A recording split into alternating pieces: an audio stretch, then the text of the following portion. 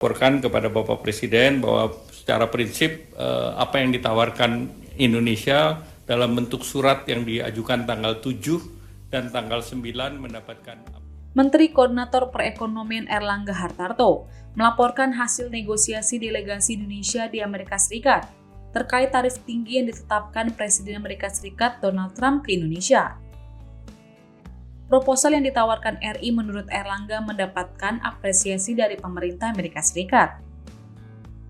Erlangga yang memimpin delegasi Indonesia di Amerika Serikat mengatakan bahwa pihaknya sudah menemui berbagai pihak, mulai dari Kantor Perdagangan Amerika Serikat atau US Trade Representative, Kementerian Keuangan atau Secretary of Treasury, hingga Kementerian Perdagangan atau US Secretary of Commerce. Kemudian pihaknya juga telah bertemu dengan perusahaan Amerika Serikat seperti Amazon, Boeing, Microsoft hingga Google. Erlangga menjelaskan Indonesia ingin perdagangan yang adil atau yang disebut sebagai fair and square. Indonesia, kata Erlangga, akan menawarkan untuk menyeimbangkan neraca dagang dengan Amerika Serikat. Yang awalnya defisit 19 miliar US dollar, Indonesia akan menyamakan neraca dagang jadi 19,5 miliar US dollar. Indonesia juga meminta Amerika Serikat memberikan tarif yang lebih adil untuk barang-barang ekspor Indonesia, khususnya dengan negara-negara pesaing yang lain.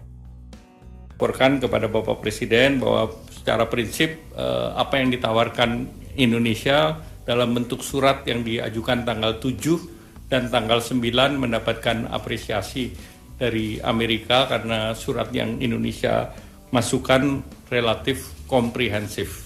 Jadi tidak hanya bicara mengenai tarif, juga bicara mengenai non-tarif tarif dan juga mengenai rencana Indonesia menyeimbangkan neraca perdagangan.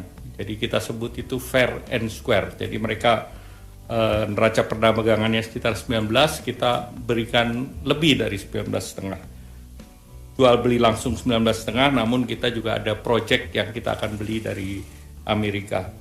Selanjutnya juga kami sampaikan Bapak Presiden ada rencana perusahaan Indorama untuk invest 2 miliar dolar di Louisiana untuk blue ammonia. Kemudian terkait dengan critical mineral, kita juga berbicara dengan Amerika terkait dengan critical mineral. Kemudian juga terkait dengan permintaan Indonesia terhadap tarif yang sifatnya resiprokal.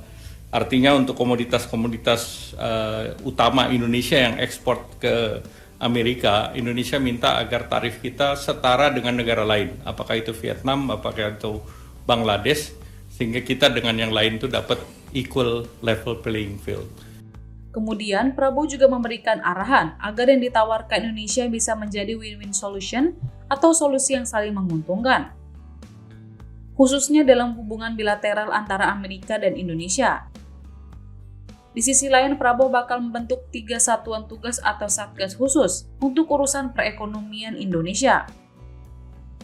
Ketiga satgas ini dibentuk untuk menghadapi gonjang-ganjing perekonomian yang salah satunya disebabkan oleh kebijakan tarif tinggi oleh Amerika Serikat. Pertama, satgas yang akan dibentuk adalah untuk melanjutkan perundingan negosiasi tarif dengan Amerika Serikat. Satgas ini akan bertugas untuk mempercepat perundingan dengan Amerika Serikat dan langsung sudah disetujui oleh Prabowo. Kedua, Satgas yang sudah siap dibentuk dan disetujui Prabowo adalah Satgas yang khusus mengurus perluasan kesempatan kerja dan mitigasi PHK. Satgas ini awalnya diusulkan langsung oleh kalangan buruh ke Prabowo.